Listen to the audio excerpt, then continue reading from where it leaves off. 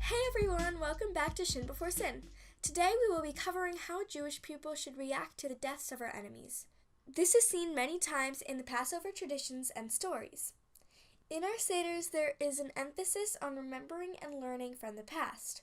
We remember the tears of our ancestors by dipping parsley in salt. We celebrate our freedom by relaxing and having fun with friends and family. We have the young learn the 4 questions. We place 10 drops of wine on the table to remember the plagues. Speaking of the plagues, they were designed specifically to chip away at the essential parts of Egyptians' lives.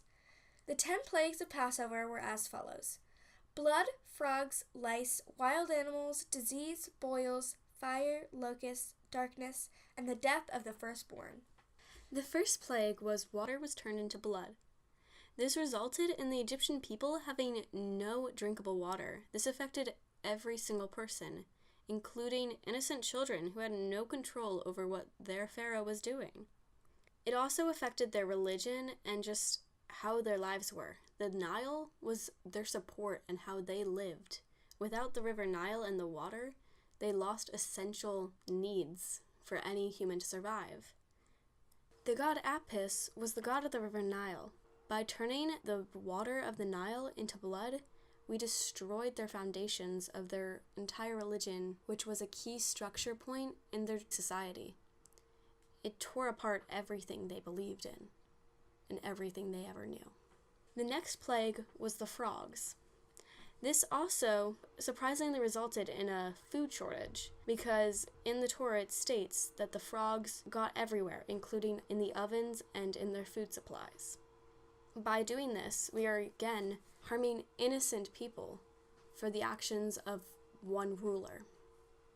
Hecate, the Egyptian goddess of fertility, water, and renewal, was portrayed having the head of a frog. By doing this, this goddess was mocked. It made a mockery of their fertility and their water, things that every society needs. The next plague was lice. Lice got everywhere, and in the way of all daily life, it spread throughout the entire society. It was irritating and removed their comfort and what they thought was secure, their own body. The next plague was wild beasts. Having wild beasts overall just was not safe. Again, reduced their food and water supply. They would tear apart their crops and spread disease. All of these things would harm the Egyptian society and also the innocent Egyptians who just happened to be Egyptian. The following plague was disease of livestock. This resulted in an extreme and abrupt shortage of their already scarce food supply. It also helps spread diseases, resulting in most likely death or serious harm. The 6th plague were boils. Not only did the Egyptians not have food or water and their health was in decline, but now their bodies were being taken away. These boils were painful, they could lead to deadly infections, which at the time medicine could not prevent. Populations decreased and the communities were afraid of each other. It destroyed the relationships between the people in those communities. The next plague is thunderstorms of hail and fire. Now these storms took away the homes of the Egyptians, and they also harmed and put many of the Egyptians in the community at risk. By this plague, the Egyptians have already lost the basic needs of survival: shelter, health, food, and water. The next plague was locusts. Locusts destroyed their crops, diseased the communities, and destroyed the livelihood for the Egyptians. The second to last plague was darkness for 3 days, which again chipped away at their safety and ability to live and function. The final plague is the death of the firstborn, which not only destroyed innocent children, but also destroyed the future generations of the communities, which prevented the communities from being able to build a tomorrow. Killing the firstborn is following the mitzvot do not kill, help thy neighbor, and the implied don't harm. God only spared those with the blood of the paschal lamb over the door. According to Bible.org, This demonstrated to the Israelites that God owned them and they lived only by His grace. Their firstborn live only by His mercy, and they are reminded of this once a year.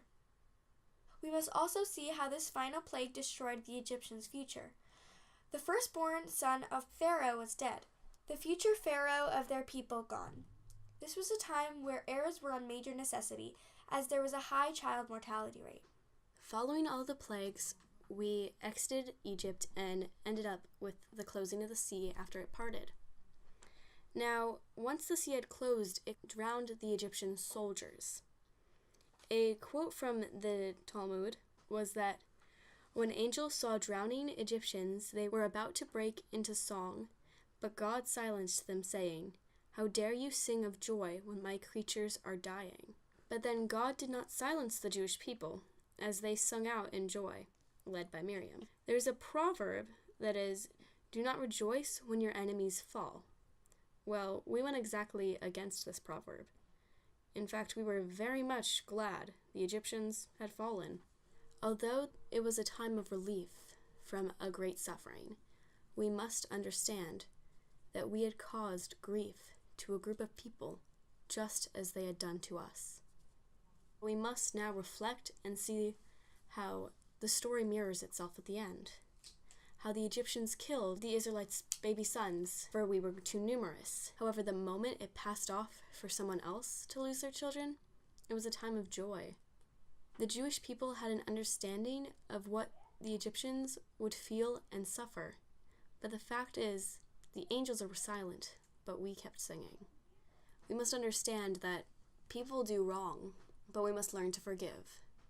We can't just sit by and say, well, they were mean to me once before.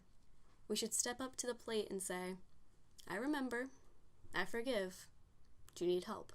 This is a very important lesson that we can take into account and reflect on, because if we continue this cycle of wishing harm onto those who have harmed you, no one will ever find peace or happiness.